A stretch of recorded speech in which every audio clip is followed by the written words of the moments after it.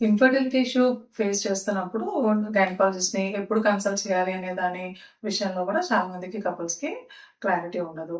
So, ఈ యాక్చువల్‌గా infertility ఇష్యూస్‌తో suffer అయ్యేటప్పుడు గైనకాలజిస్ట్‌ని కన్సల్ట్ చేయడంలో ఫిమేల్ పార్ట్నర్ అంటే వైఫ్ యొక్క ఏజ్‌ని బట్టి, అలాగే వైఫ్ అండ్ హస్బెండ్‌లో ఉండే రిస్క్ ఫ్యాక్టర్స్‌ని బట్టి డిసైడ్ చేస్తూ ఉంటాం.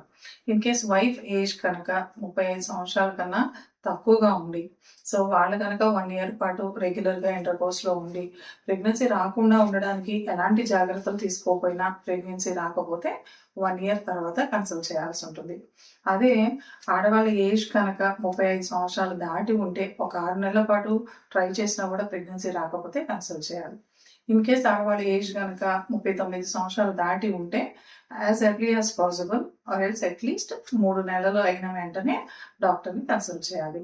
కొన్ని సందర్భాల్లో వైఫ్ అండ్ హస్బెండ్ ఇద్దరిలోనూ కొన్ని రిస్క్ ఫ్యాక్టర్స్ ఉండొచ్చు. ఫర్ ఎగ్జాంపుల్ ఇప్పుడు వైఫ్‌లో పీసీఓడీ లాంటి ప్రాబ్లమ్ ఏమన్నా ఉన్నా, థైరాయిడ్ లాంటి ఇష్యూస్ ఏమన్నా ఉన్నా, డయాబెటిస్ లాంటి ఇష్యూస్ ఉన్నా, లేదా ఆల్రెడీ ఇంతకుముందు ప్రీవియస్‌గా ఇన్ఫెక్షన్ తాలూకా సూచనలు అంటే వెజైనల్ ఇన్ఫెక్షన్స్ రిపీటెడ్‌గా రావడం కానీ, లేదా ఓవరీస్ మీద కొన్ని సర్జరీస్ చేసి ఉండొచ్చు. అంటే ఓవేరియన్ సిస్ట్ రిమూవ్ చేయడం కానీ, ఎండోమెట్రియోసిస్ లాంటి ప్రాబ్లమ్స్ ఉన్నప్పుడు సర్జరీస్ చేయడం కానీ, అలాగే కొన్నిసార్లు క్యాన్సర్స్ లాంటివి ఏమన్నా ఉన్నప్పుడు కీమోథెరపీ కానీ, రేడియోథెరపీ కానీ తీసుకున్న హిస్టరీ ఏమన్నా ఉన్నా, లేదా వాళ్ళ ఫ్యామిలీలో పీరియడ్స్ అనేవి ఎర్లీగా ఆగిపోయిన ఫీచర్స్ ఉన్నా, అంటే మదర్‌లో కానీ, లేదా సిస్టర్స్‌లో కానీ, కొన్నిసార్లు మేనత్తల్లో కానీ, సో ఇలాగ వీళ్ళలో ఎవరికైనా కూడా పీరియడ్స్ అనేవి ఎర్లీగా ఆగిపోయిన హిస్టరీ ఉన్నా, ఆర్ ఎల్స్ కొన్నిసార్లు ఫ్యామిలీలోనే ఇన్ఫర్టిలిటీ ప్రాబ్లమ్ ఉండొచ్చు.